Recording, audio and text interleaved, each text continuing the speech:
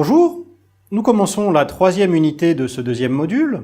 Nous avons vu, lors des deux premières unités, la difficulté méthodologique à mener des évaluations d'impact. Maintenant, il nous faut voir en quoi les résultats de ces évaluations vont nous aider, en quoi ils vont permettre d'orienter, de modifier les politiques de santé. Effectivement, si l'on met en place des protocoles de recherche complexes comme cela, c'est parce qu'on espère qu'ils vont avoir une influence sur la politique publique. Et c'est le cas dans plusieurs exemples. Nous allons commencer par un exemple sur le déparasitage des enfants. La question des vers intestinaux qui parasitent les enfants dans beaucoup de régions du monde est évidemment importante, on en mesure l'importance depuis longtemps.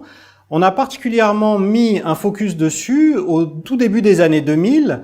Il y a eu une résolution de l'OMS appelant les États membres à faire des efforts accrus pour régler cette question du déparasitage des enfants. À ce moment-là, on estimait à plusieurs centaines de millions, 300 millions de cas graves d'infection par des vers intestinaux. La question concrète qui se posait, c'était quelle stratégie adopter? Est-ce qu'il fallait opter pour le déparasitage de masse, en traitant toutes les personnes à risque dans les zones infectées, ou est-ce qu'il fallait plutôt opter pour une stratégie où on fait d'abord un diagnostic et on traite uniquement les personnes qui ont été infectées? Le débat était virulent, difficile à trancher, comme souvent quand on n'a pas de résultat tangible sur lequel appuyer la décision politique. Une étude menée par deux chercheurs de JPAL, Michael Kremer et Edward Miguel, qui a eu lieu au Kenya à la fin des années 1990 et qui s'est poursuivie avec des études successives dans le courant des années 2000, a aidé à trancher ce débat.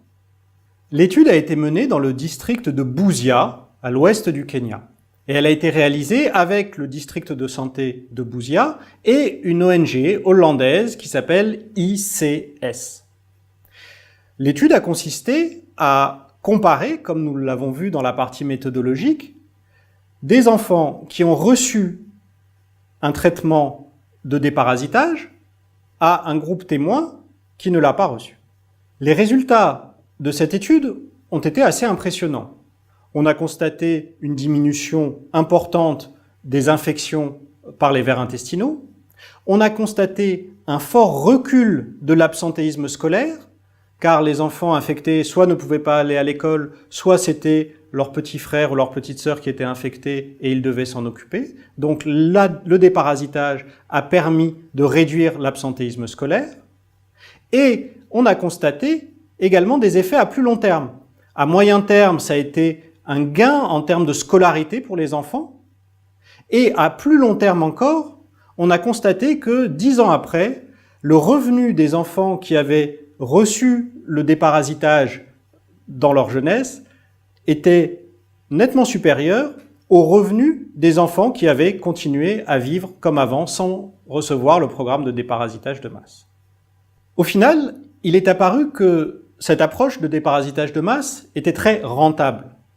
Ça coûtait beaucoup moins cher d'opter pour cette stratégie que d'opter pour une stratégie où on fait d'abord le diagnostic qui lui-même est plus coûteux que le traitement et on traite uniquement les cas infectés. La répercussion de cette étude a été importante. En 2007, Michael Kremer et Esther Duflo sont allés présenter les résultats de l'étude au Forum économique de Davos. Dans la foulée, une initiative a été créée qui s'appelle Deworm the World, donc déparasiter le monde, avec comme objectif de diffuser les résultats et de procéder à la généralisation de programmes de déparasitage avec les différents gouvernements nationaux. C'est d'abord au Kenya que la généralisation a eu lieu, puisque le gouvernement kenya a lancé un programme national de déparasitage. Il y a ensuite eu des adaptations dans d'autres pays. En Inde, c'est allé progressivement, d'abord dans certains États fédérés, puis au niveau de l'État fédéral. En Éthiopie, il y a eu un programme, au Vietnam, bref, un certain nombre de réplications ont eu lieu à la suite des résultats de l'étude.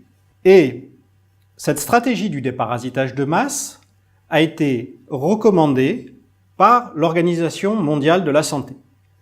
L'OMS, maintenant, l'a inclus dans les recommandations qu'elle fait à l'ensemble des pays. Et du coup, beaucoup de pays dans le monde, y compris des pays africains francophones, ont adopté cette stratégie. C'est une façon d'illustrer, c'est un exemple qui montre comment des résultats de recherche, quand ils sont menés de manière rigoureuse et qui sont donc particulièrement convaincants pour les décideurs, peuvent servir à trancher un débat qui jusque-là n'était pas tranché entre deux stratégies différentes de politique de santé.